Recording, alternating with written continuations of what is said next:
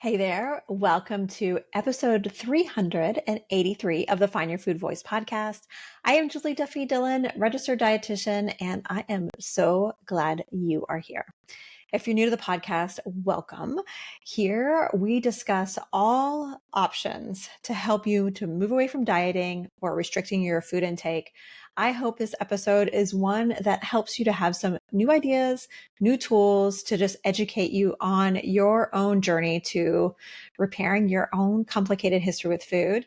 This episode is a letter episode. What does that mean? Well, I welcome you, listener, you dear voice finder, to write your own letter to food. And I'm going to be reading a letter from a listener just like you in a few minutes. And that is how we're going to kind of structure the episode is I'm going to read this letter. They ask me some questions, and then I'm going to give you some tidbits and education that I would typically offer clients if they were meeting with me. And again, I hope it adds into your voice finder toolbox to help you to be able to reject diets or any kind of conditions on your relationship with food. And if you have a letter in you, I would love to read it. And you can send your letter over to info@juliedillonrd.com. You can also submit it on my website at julieduffydillon.com. There's a place for you to submit a letter there as well. So I would just love to read your letter. And if you are willing, I will read it on a podcast and answer the letter too. But before we get to this episode's letter, I want to let you know that we are nearing the end of September. I am running a special on my PCOS doctor visit toolkit. So September is PCOS Awareness Month, and I always like to celebrate by having some cool deal on something that I've made before. And the doctor visit toolkit is just $27 during the month of September. And this includes all the labs that I encourage people to ask their doctor for and advocacy tools that you can use to help just ask the doctor to not be weighed and how to navigate the shit show that is PCOS healthcare. So you can get to all the details in the show notes or at julieduffydillon.com/toolkit. Another announcement is I just turned in the last edits for the Find Your Food Voice book a week ago, and it's slated to be released on March 25th. I have mentioned before that I have been developing some fun swag. I love merch, so I can't wait to share it with you. And this merch is stuff that we will be giving as a part of a bonus for pre-sales. So stay tuned. More details will be coming. And then lastly, I've noticed more reviews for the Find Your Food Voice podcast. I so appreciate that. I was just checking on Spotify. I have some more reviews there, and that made me so happy. So however you listen to the podcast, especially Apple Podcasts and any of them, but Apple Podcasts in particular seems to have the most kind of listenership for this podcast right now. If you can leave a rating or review, I would be so grateful. But also if you have feedback, if there's things that you want us to do a little differently, some constructive feedback, we really take those to be really important for us as we are navigating our production calendar for this podcast. So thank you in advance for any feedback and support. And just know whenever you do things like that for my podcast or any other independent podcast you listen to, you are helping us a lot because we are not celebrities. We don't have this unlimited budgets, and making a podcast is not free. So doing this helps more people find us and helps us to be able to sell more ad spots and be able to keep the show running. All right. So speaking of an ad spot, we are going to get to one here in just a second, but I want to say thank you so much for listening, and we will be right back. Dear Food, you have always been a creative outlet for me, and for that, I am grateful. I always wanted to learn how to cook myself. I even tried microwaving pancake batter because I wasn't allowed to use the stove, but I could use the microwave. It didn't work. I remember working at Panera Bread and loving my discount and the foods they had to offer. That is also when I started gaining weight. I transitioned to college and worked out a lot. I had rules for you food, such as only one serving of sweets per day.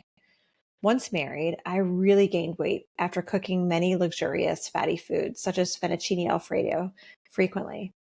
I decided to count and measure you by calorie, restrict and control. I lost X amount of pounds. I felt great. I then learned about eating organic. I tried being a vegetarian after watching documentaries about inhumane animal treatment. I yo-yo dieted and fluctuated in my weight. I ate only, quote, real foods and cut out fast food and processed food. I tried paleo. I tried veganism. I got pregnant. I carried so much pressure on myself that the way I eat now impacts how another human being will choose to eat. My midwife ordered me to eat leafy greens every day. She applauded me because my placenta looked very healthy, proof of my hard work. Nursing sucked my baby fat right off of me. It was easy. I was actually less weight than my pre-pregnancy weight. I had another baby and had a similar experience. I cut out dairy with both boys while nursing due to acid reflux, and then I have a mental health breakdown. I eat cafeteria food I would normally completely turn my nose up at, and yet I am grateful for the week in the hospital I can eat without caring for my two young children. Food, I think about you all the time. What I should and shouldn't eat. What am I doing right or wrong? How can I maintain health and yet eat more normally? How do I listen to my body's cues and trust my instincts rather than binging, eating so fast, and restricting? I'm tired of the mental chatter in my head always judging me. I long for freedom, yet I am so afraid of becoming too fat and losing control. Is food freedom and a healthy weight possible? Sincerely, weighed down food enthusiast. Welcome back. Hey there, letter writer. Thank you so much for this note. Oh, and I hear your $1,000,000 question. Can I give up dieting and maintain a healthy weight? Seriously, it's $1,000,000 question. I think it's the most talked about part of helping to recover from chronic dieting, from an eating disorder. And, reading through your note, what you describe is such a common part of this, for lack of a better word, journey, this experience of mending all of these complicated bits to your history with food and your body. And something else about your descriptions, the word that pops in the mind for me is the word dichotomy. Now, if that's a new word to you, just know it's a very popular therapy word. It's one of those types of trends and patterns that as therapists, often they will notice in sessions with clients. And yeah, the way you're describing food is this extreme and all or nothing. I gathered that food was something you were really curious about. And I loved how you described trying to make pancakes for yourself. And it actually makes me think about something else. Food was probably also a way that you were maybe experimenting with independence and wanting to be creative. So there was this curious and creative side, a creative outlet, yet rules were put in place. And you described food after getting married, and I would gather maybe you were celebrating or connecting with this newly formed family. Then there was punishment. Then your ability to control. It was the way that you were saying, I need to be fixed. I hear you. You've tried every diet out there. You seriously named almost every single one. And I really appreciate that you named so many that people oftentimes will deny even being connected to diets, vegetarian or veganism.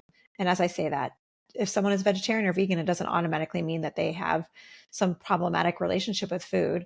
And it's also a gateway for many people to feel a sense of control with their food. It's really important data, basically. There's also the organic eating that you describe and all the different types of diets. It doesn't really matter what it's called. It's really how many times have you tried to change your eating in order to chill out that food noise? Some people call that dieting, but it may not always fit. And that's why I was so appreciated reading that in your letter. You also are describing another part for people who listen to this podcast. This is a part of their history too. So, yeah, what I hear as your biggest complaints, the constant food noise and yearning. Oh my gosh, so much yearning to eat without stressing. Like you literally are exhausted. Like literally you're having to seek out a higher level of medical care because of the level of exhaustion. And I have a few kind of points of direction for you just to like let yourself percolate.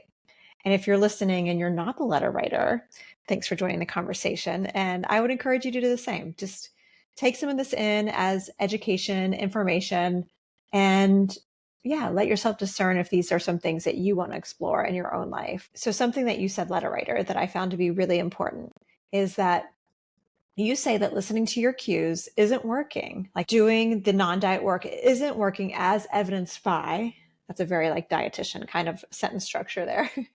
But your evidence was because of the binging and eating so fast and the restricting. And when you said that, I was like, oh, that's where I would want to begin. That's where I would want to start the mending process is where your brain starts to give you that message that you can't trust yourself as evidenced by these behaviors. I know you long for freedom, yet you're afraid of two things: weight gain, and the second one is losing control. So let's first talk about losing control, because that goes towards what I was just mentioning about this evidence that it's not working.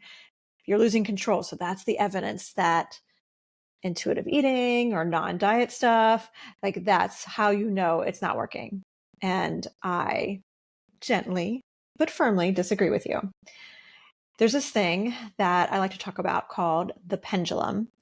Now, pendulums are great. They're a great way to loop in some metaphor, especially as it relates to our relationship with food and meeting our needs with food. When it comes to like biological and emotional needs, the pendulum is something that I encourage you to go back to, especially when you notice those behaviors that feel so chaotic, like binging and restricting. Again, the dichotomy, the black and white. When you feel that chaos of the dichotomy, I hope you can picture the pendulum from now on. Like moving forward, think of a pendulum. What I know to be true is that we have evolved into these creatures that by getting enough food, our body will just predictably think about food in a kind of calm way. When we're hungry, when maybe we're planning our meals, when we're at the grocery store, and then when food is around and maybe smells good or something and we're hanging out with people. But when we have consistent access to enough food, the way we think and the drive for food doesn't have a lot of momentum. It'll have some movement. The pendulum will swing a little bit, but it's not as chaotic. There are some kind of exceptions with that I'll mention in a second. But when a person is experiencing that dichotomy, the extreme of the pullback of, I need to eat less, my eating is out of control, like the rigid messages, whether it's a certain diet or just conditions around your eating, the pendulum gets pulled back maybe to the right really far. And what happens when you let go of a pendulum after it's pulled back really far is it swings in the opposite direction. And so anyone who's binging, seriously, every single person that I have ever met who is experiencing binge eating disorder or experiences what they would name as a binge is also restricting. Sometimes the restriction is literal, like the way we would train to think about restriction, like not enough calories or certain nutrients. And sometimes the restriction is from kind of a mental restriction, like not enough actual permission to eat, which is still very powerful and can drive that pendulum. But as we go through these experiences of the dichotomy with food, and it's pulled back and there's some rigidity and I can't eat this, and then eventually the pendulum swings in the other direction, because this is where evolution comes in. We have evolved as a species to eat more when we haven't had enough and eat it while we can. That is why for many folks, they may think they're eating enough. They may be, if on paper, if we calculate, I don't know, nutrition needs and all the different ones, maybe they're meeting the needs that we would estimate, but they're still experiencing these chaotic experiences where it feels like a binge. And that happens because, again, the body may still fear it's not going to get enough. And it's this very protective, very savvy trait that we've all evolved to have. And it's not making you less of a human. It's not making you out of control. It is, to be very meta, to me, this is the exact opposite. Like, this is my own dichotomy, but I'm going to stand with it. I'm going to die on this hill. That is your body's way of controlling. By you're not losing control, your body's in control. It's maintaining life. It is not you being a failure. It's you being a successful human. Seriously, binging and out of control eating happens in response to restriction. And by you having those experiences, I know you don't like them. I know we've been told that they're horrible. But what I have noticed over the last 25 years is they happen in response to not having enough. And it's the way that you're being a successful human. If you don't like them anymore, if you don't want to binge anymore, if the food noise is just deafening, too loud, you can't get any other shit done, and you're just exhausted, there are some steps that you can take moving forward. And part of that is recognizing when you're on the pendulum. And again, we're always on the pendulum. Like, nobody's eating an exact amount where they're always eating that exact amount. Like, there's not, like, we're not robots. And so the pendulum will always kind of swing. It's the response to the swing that I've noticed that really makes the big impact. For example, just to help clarify this, there's going to be times where eating enough is just not an option. You may be stuck on an airplane, in a traffic jam.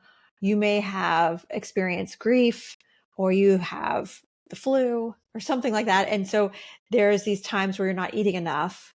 And there's this natural kind of swing to eating more. And when you notice yourself eating more, it can be really pivotal to be able to step back and say, oh, this is the pendulum. This is my mind and body protecting me and showing me that I'm an evolved human being and that I'm a successful human.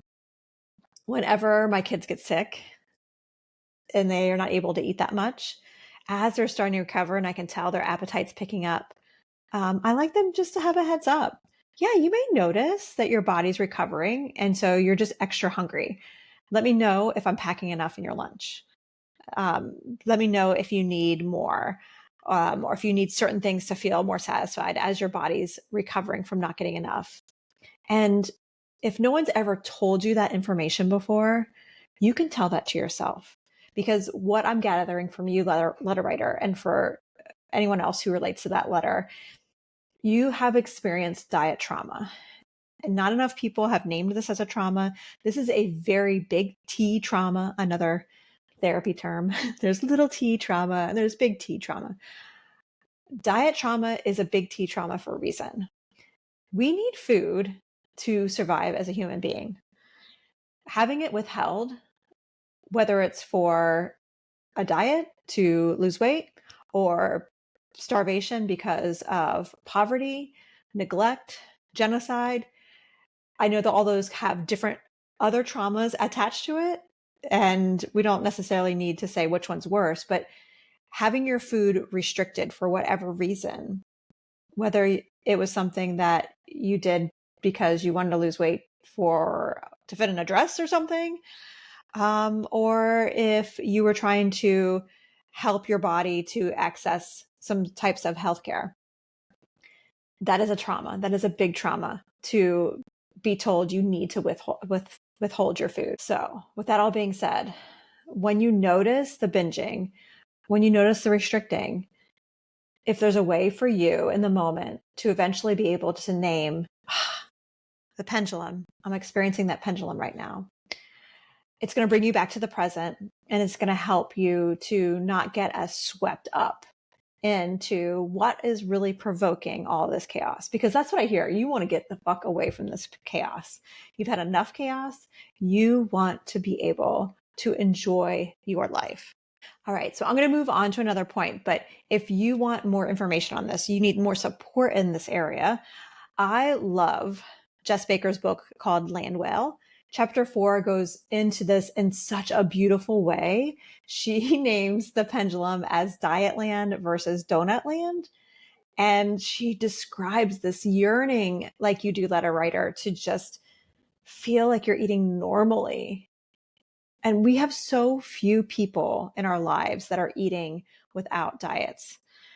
So reading through this chapter, you may find some more sources of help. Okay, so that's the losing control piece. And something I want to kind of have as an addendum to the losing control is remember that relying on your food voice is not just eating when you're hungry and stopping when you're full. It's also believing. And if you don't believe it 100%, it's okay. But like working on believing that you deserve unconditional permission to eat and exist in any body, and everyone deserves this, no matter your size, no matter what. You deserve unconditional permission to access enough food. And that permission is not just like literally you're eating enough, but also the way your brain thinks about it.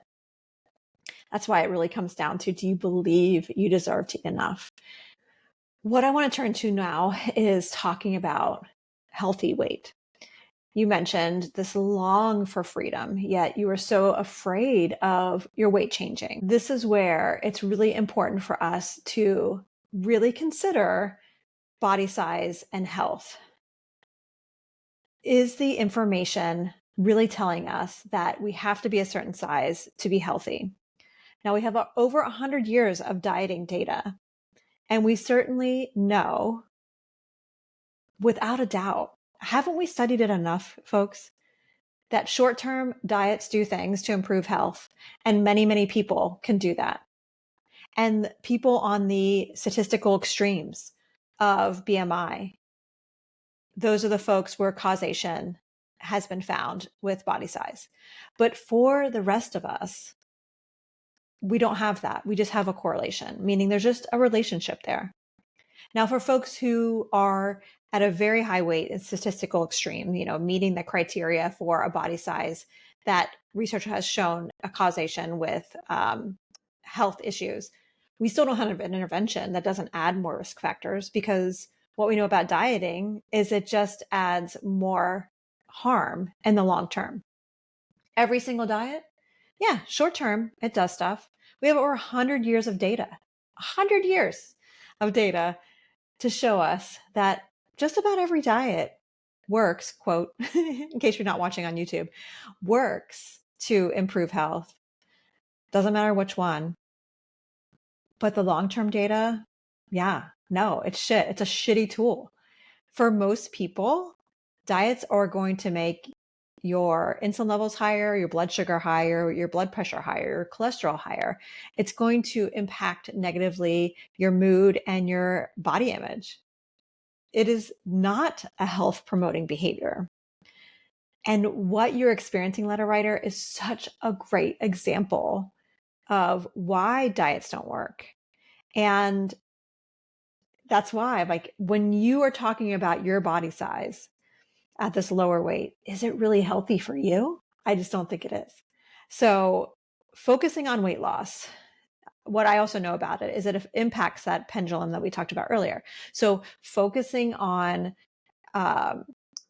being a certain body size is going to impact how much your pendulum swings in each direction and how you react to it. So it's a big boulder in the process. But here's the kicker. I don't know what your body size is in real life. Like, I read your letter, but I also can't really appreciate what your experience is in the world. Certainly folks who are in higher weight bodies are going to experience life where they don't have as much access at the body size that their body will just settle at. And so just giving up on dieting, it's not as clear cut. And I can't decide for you what to do next, certainly based on that information. I wish that you were aligned with the belief that you don't have to do this, that you don't need to be fixed, that the world needs to be fixed. And that I know that doesn't fix the world. And no matter what you choose, whether you choose to diet or not, I hope you can remind yourself that you are not the one that needs to be fixed. You may be surviving by dieting to get access, but you are not the thing that needs to be fixed. You're not a thing either, but you're not the one to be fixed. Our world needs to be fixed. So is food freedom possible? If you listen to podcasts by me before, you've heard me say the phrase food freedom just it doesn't sit well with me. It never has. It's a word that I think is easy to Google. It's why I'm going to name this podcast Food Freedom. I mean, you mentioned it in the letter, but also because I want to be able to talk to you about this. But food freedom doesn't fit because of that last point and many other areas too. But because you deserve freedom with your food. You deserve to feel at home in your body and eat however you want to eat. And I know the world is not going to react the same to every single person doing that. And that's not freedom then. You know, that there's only going to be food freedom if there's no diet industry and diet culture or racism or homophobia or any other way we have historically harmed people by different oppressive systems. So until then, I can't say I connect with the word food freedom. I used to use the word food peace, and I explored this past summer in some episodes on why I moved away from that. And I really connect with the phrase food voice because I want to incorporate all the things that you're experiencing, living your life, and your own intuition, your own wisdom. It may be based on hunger and fullness and satisfaction. It also may be based on what you have access to and what you're trying to deal with. It's also fitting the experience of that pendulum and deciding moment by moment what you're going to do and having unconditional permission to do what you need to do. So before I go and before we hear Food's letter, because Food has written back, I encourage you to let yourself fantasize, like really fantasize. How would you eat if no one ever was judged for their body, including yourself? Like no one was ever judged on their body size or appearance. How would you eat? How would you know when to eat? How would you know when to stop eating? How would you set your table? Would you put like a nice tablecloth down and have some flowers, maybe light some candles? How would you feel when you were eating? How would you feel after eating enough? And maybe even eating something pleasurable? How would you experience that? What would your thoughts be? The messages? What would that look like? Like try to picture yourself in that fantasy. Picture that visual. I want you to do that because I know if we start to write that story, we can collectively as a group start to make that happen for more of us. And the more of us that are able to reject diets and connect with our food voice, the more we can work to fix the world. It's always what I'm shooting for. It's like, if we can all reject diets, then we can all help those who don't have access for whatever reason. All right. So like I said, Food has written back. So let's get to that. But until next time, take care. Dear weighed down food enthusiast, we are thrilled to be working on rekindling our relationship. We think it's possible for us to connect with joy, pleasure, and function. Yet diet industries are making this tough. Consider whether holding onto the notion of a healthy weight is actually a value you want to continue to hold. We think it's getting in the way of healing. And your true self is going to take time to heal. It's hard work and it's good work. Be patient as you uncover the cuts and bruises and burns from your diet trauma. Be tender with yourself as you make missteps, and keep in mind the person who is setting the table with special plates and linens, joyfully preparing and enjoying a meal. That person is you. Love, Food. Thank you for listening. I have another bonus episode coming up on Thursday. Hit subscribe or follow to not miss it, and know by doing that one simple thing, you are helping us and you are supporting our podcast. So until next time, take care.